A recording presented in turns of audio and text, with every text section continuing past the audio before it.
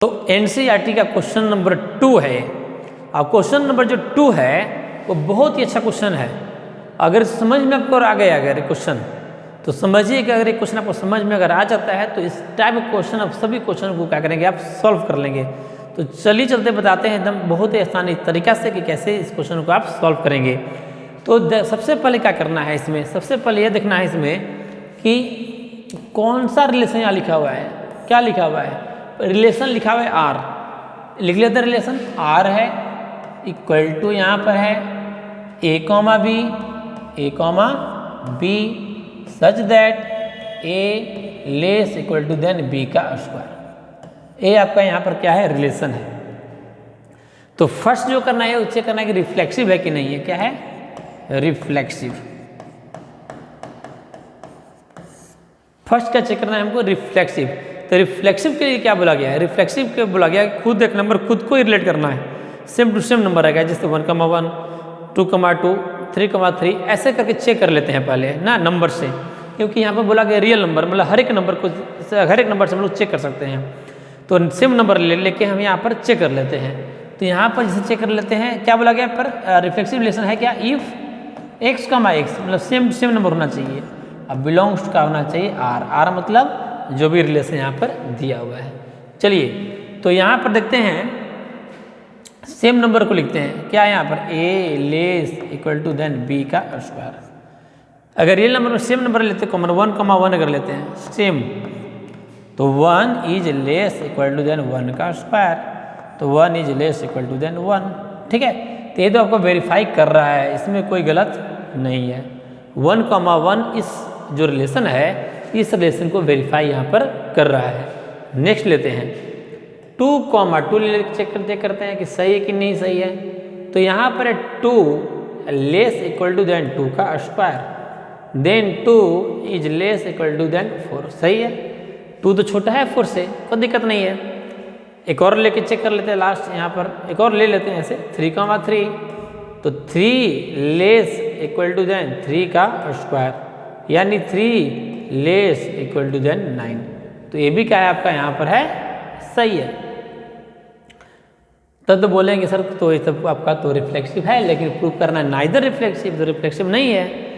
तो और एग्जांपल लेके देख लेते हैं, जैसे निगेटिव का नंबर ले लेते हैं -2 और कॉमा -2 चेक कर लेते हैं। तो चेक करेंगे तो कितना होगा? -2 लेस इक्वल टू देन -2 का स्क्वायर, तो कितना होगा? -2 लेस इक्वल टू देन 4। तो ये भी है कि हाँ ये भी सर्टिफाई कर गया।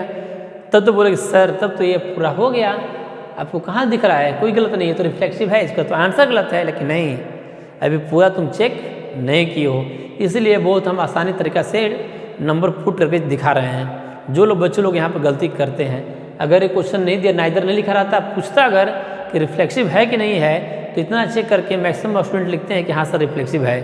ठीक है, लेकिन अब एग्जाम्पल देख लो।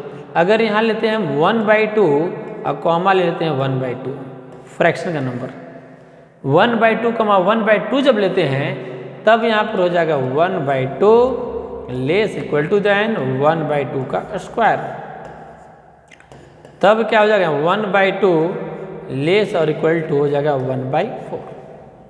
अब बताओ 1/4 क्या बड़ा है? 1/4 बड़ा है 1/2 से? नहीं, ये जो स्टेटमेंट यहाँ पर क्या हो जाएगा? यहाँ पर गलत। इसी कारण बोलते हैं कि यह जो रिलेशन है यह रिफ्लेक्सिव नहीं है।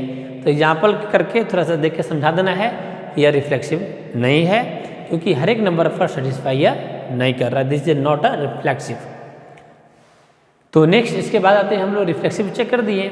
अब आज के इसके बाद आते हैं सिमेट्रिक। ये सिमेट्रिक भी नहीं है, तो सिमेट्रिक के लिए तो खैर ज़्यादा दिमाग लगाने की जरूरत नहीं है, उल्टा करके यहाँ पर हम लोग चेक यहाँ पर कर लेंगे। ठीक है, नंबर को। तो नेक्स्ट सिमेट्रिक के लिए चेक कर लेते हैं यहाँ पर हम लोग सिमेट्रिक। इसमें तो ज़्यादा आपको जरूरी नहीं पड़ेगा एग्जाम्पल का, सिंपल एग्जाम्पल ले लेते हैं। इसमें क्या है? अगर 2,3 बिलोंग अगर आर होना चाहिए, कोई भी नंबर 2,3 अगर लेते हैं तो 3,2 भी क्या करना चाहिए? उसको बिलोंग करना चाहिए। तो 2,3 लेते हैं, क्या है कि नहीं, सेटिस्फाई कर रहा है कि नहीं। एक नंबर ले लेते हैं 2,3, तो 2,3 से पहले चेक कर लेते हैं इसको हम लोग। तो लिखते हैं यहाँ पर क्या लिखा हुआ है, यहाँ पर लिखा हुआ है A less equal to than B का स्क्वायर। क्या लेते हैं हम लोग 2,3 2,3 यानी 2 लेस इक्वल टू देन 3 का स्क्वायर यानी 2 लेस इक्वल टू देन 9। ये सही है, बिल्कुल सही है, कोई गलत यहाँ पर नहीं है। 2,3 या 3,2 जब तक करते हैं, जब 3,2 जब लेते हैं यहाँ पर हैं तो कितना है 3 लेस इक्वल टू देन 2 का स्क्वायर। तो यहाँ पर कितना होगा 3 लेस इक्वल टू देन 4। तो यहाँ पर क्या भी क्या है, ये तो सही हुआ, उल्टा भी कर दिए तो क्या हो गया मेरे यहाँ पर सही, ये दोनों सही है। लेकिन दूसरा एक और एग्जाम्पल लेके देखते हैं, दूसरा एग्जाम्पल। तो दूसरा एग्जाम्पल में लेते हैं, यहाँ पर हम लिख लेते हैं नेक्स्ट लेते हैं, यहाँ पर कितना ले लेंगे, तो ले लेते हैं यहाँ पर 2, लेते हैं 8 अगर ले लेते हैं, मतलब बड़ा नंबर ले लेते हैं। तो 2, जब 8 ले लेंगे 2,8 तो 2,8 पर चेक हम लोग इधर ही कर लेते हैं, अच्छा रहेगा। इधर चेक करके हम लोग यहाँ पर लिख लेते हैं। इसका तो काम हो गया, आपको समझ में आ गया होगा, आप लोग लिख लीजिएगा इसको अच्छे से। चलिए कितना है यहाँ पर लिए हम लोग 2,8 तो 2,8 तो यहाँ पर क्या है A less equal to than B का स्क्वायर। क्लियर? तो अब चेक करके देख लेते हैं, यहाँ पर है तो 2 is less equal to than 8 का स्क्वायर। तो सही है, 2 इज लेस देन 64। इस रिलेशन को सेटिस्फाई कर रहा है। 2,8 सेटिस्फाई कर रहा है तो 8,2 को भी क्या करना चाहिए, सेटिस्फाई यहाँ पर करना चाहिए। तो अब A less equal to than B का स्क्वायर, तो यहाँ पर जब चेक करेंगे एक जगह पर 8 is less equal to than 2 का square, then 8 is less than 4। तो ये आपका यहाँ क्या होगा, स्टेटमेंट क्या हो जाएगा, यहाँ पर आपका गलत हो जाएगा। ठीक है, यानी ए आपका क्या दिखा, ए आपका सिमेट्रिक यहाँ पर नहीं है। तो आपको रिफ्लेक्सिव समझ में आ गया होगा कि रिफ्लेक्सिव नहीं है, सिमेट्रिक भी समझ में आ गया होगा, सिमेट्रिक नहीं है। अब लास्ट चलते हैं इसी में हम लोग ट्रांजिटिव पर। ठीक है, यहीं पर सब कर लेते हैं इसी स्लाइड पर, क्यों आगे हम लोग को बढ़ना है। तो इसी पर नेक्स्ट हम लोग स्लाइड में अब करेंगे। ठीक है, तो इसी पर नेक्स्ट हम लोग यहाँ पर स्लाइड कर लेते हैं। चलिए, क्या चेक करना है हमको, ट्रांजिटिव है कि नहीं है। तो ट्रांजिटिव में नंबर देख लेते हैं, कौन सा नंबर ले लें। तो ट्रांजिटिव में नंबर ले लेते हैं कि हम लोग 3 नंबर लेना होता है ना, ए बी सी। एक नंबर ले लेते हैं यहाँ पर हम लोग 2 -3 और 1। एक 3 नंबर पर चेक कर लेते हैं अपने मन से नंबर लिया गया। और क्या होना क्या चाहिए, रिफ्लेक्सिव सिमेट्रिक ट्रांजिटिव पढ़ रहे हैं, तो ट्रांजिटिव के लिए होना क्या चाहिए, तो ट्रांजिटिव के लिए होना चाहिए ट्रांजिटिव फॉर द ट्रांजिटिव। इसके लिए पढ़ रहे हैं हम लोग ट्रांजिटिव। तो ट्रांजिटिव में यह होता है if A comma B belongs to R. ठीक है, दूसरा है बी कॉमा सी अगर बिलोंग्स टू आर, अगर ये दोनों बिलोंग कर रहा है, अगर ए कॉमा बी भी आर को बिलोंग कर रहा है, बी कॉमा सी भी आर को बिलोंग कर रहा है, देन फाइनली यह इम्प्लाइज करता है कि ए कॉमा जो सी होगा वह भी क्या होना चाहिए, आर को यहाँ पर बिलोंग होना चाहिए। ठीक है, तब 3 नंबर में ले लेते हैं यहाँ पर, अगर 2, -3 को पहले देख लेते हैं। यहाँ पर 2, -3 रिलेशन यहाँ पर क्या दिया हुआ है, हमको दिया हुआ है ए लेस देन बी का स्क्वायर। तो यहाँ पर देख लेते हैं 2 लेस इक्वल टू देन -3 का स्क्वायर। यहाँ पर क्या लिए हम लोग, यहाँ पर जो नंबर लिए हैं वह नंबर यहाँ पर लिए हैं हम,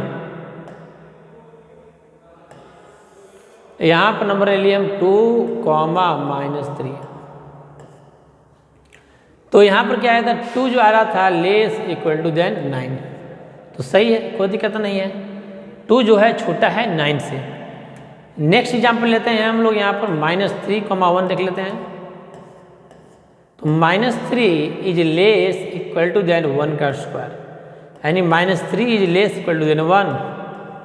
तो यहाँ बिल्कुल यहाँ ये भी सही है, तो यह बोलता है ट्रांजिटिव में कि अगर 2 - 3 अगर उसको बिलोंग कर रहा है और -3, 1 बिलोंग कर रहा है तो 2, 1 को बिलोंग करना चाहिए, या चाहिए है मतलब होना चाहिए। तो इसलिए फाइनली हम लोग किससे चेक करेंगे, हम लोग 2, 1 पर चेक करेंगे। तो 2, 1 पर चेक करेंगे तो 2 is less equal to then 1 का स्क्वायर, यानी 2 छोटा है 1 से, नहीं, ये तो क्या हो जाएगा, आपका रिलेशन गलत हो जाएगा। क्लियर? तो एग्जाम्पल के थ्रू हम लोग समझ लिए। तो यह जो रिलेशन है ना रिफ्लेक्सिव है, ना सिमेट्रिक है, और ना ही क्या है ट्रांजिटिव है। ठीक है।